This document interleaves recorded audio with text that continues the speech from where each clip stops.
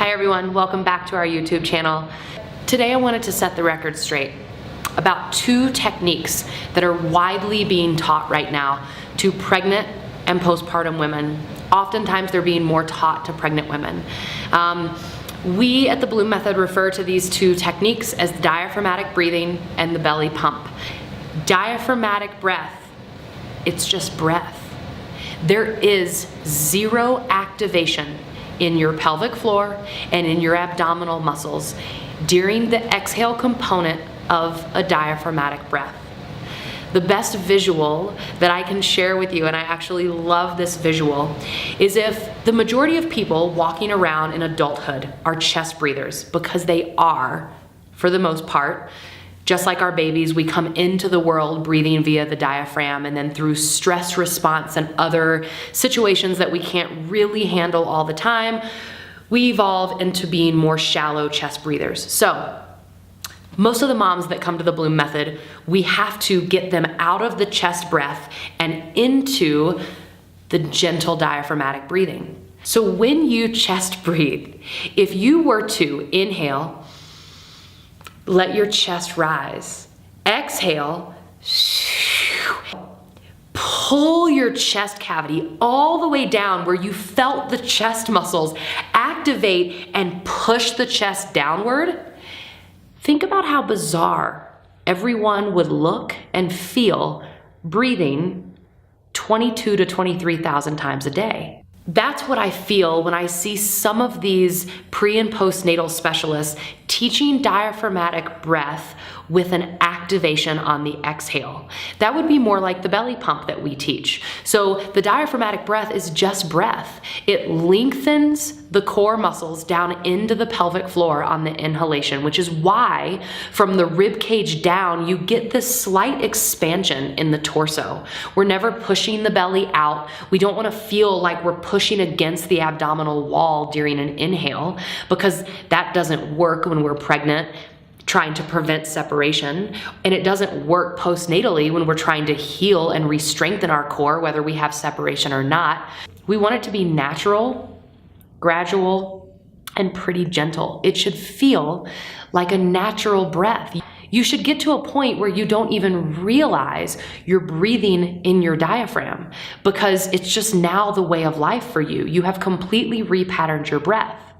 So when we inhale, we lengthen all the way down into the pelvic floor. That inhalation is initiated at the rib cage. So rib cage expands laterally first, thus pushing that intra-abdominal pressure down through the abdominal cavity.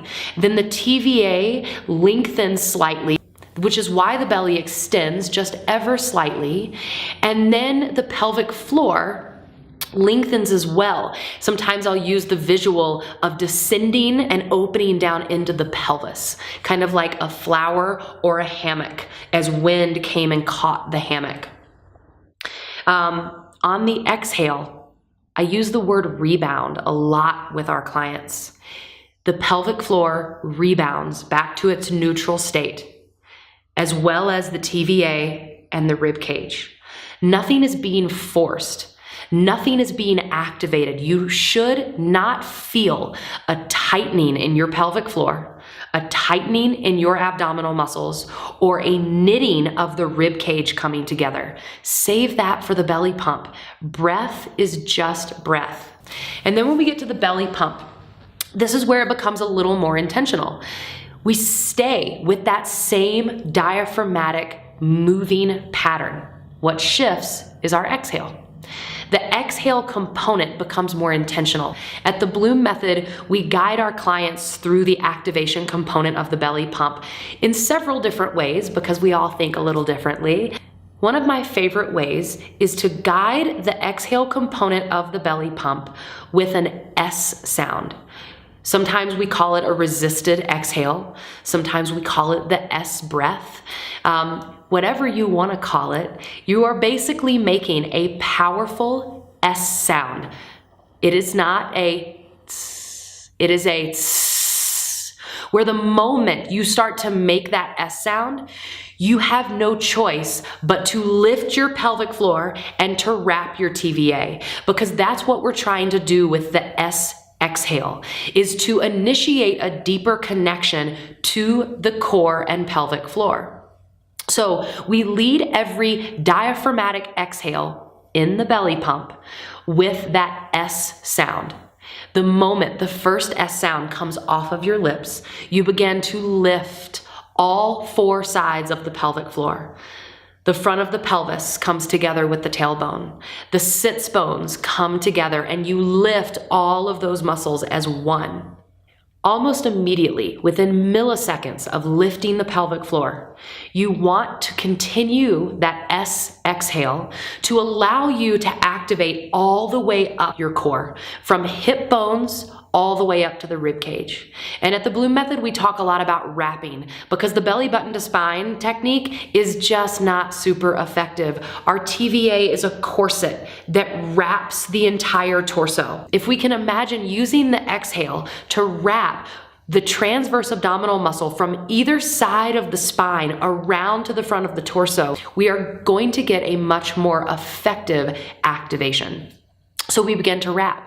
Pelvic floor lifts, hip bones draw in, midsection wraps, and then last but not least, at the top of your exhale, when you start to run out of your breath for your exhale, you knit your rib cage together. And the knitting of the rib cage, I love that visual because you truly feel like the rib cage comes in and you kind of tuck it in towards your spine.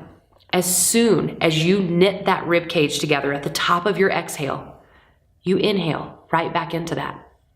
So we breathe in opposition in diaphragmatic breathing and the belly pump when we think about the core's relation to the breath and the belly pump.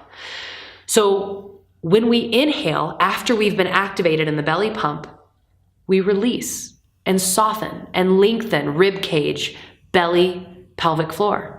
We go back into our exhale. This is the exercise component of the technique, lifting the pelvic floor and wrapping a corset around our torso or hugging baby, whatever cue helps you connect to this activation the best. We inhale and we soften.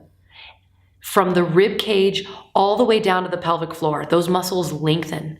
As we exhale during the belly pump, we intentionally lift the pelvic floor and wrap that TVA as tightly around our torso as we can. You can never wrap the TVA too tight. During pregnancy, baby is protected by your uterus. In fact, you will need the TVA muscles to be super strong to help aid in pushing out your baby during birth. So remember, diaphragmatic breath looks and feels slightly different than the belly pump. Diaphragmatic breath is just breath. There is no intentional activation. We are simply allowing the core unit to work in concert with one another the way it was designed to do with every inhalation and every exhalation. The belly pump brings the diaphragmatic breath and turns it into an exercise where we get to lengthen the muscles on the inhalation and intentionally activate and shorten the muscles even more on the exhalation.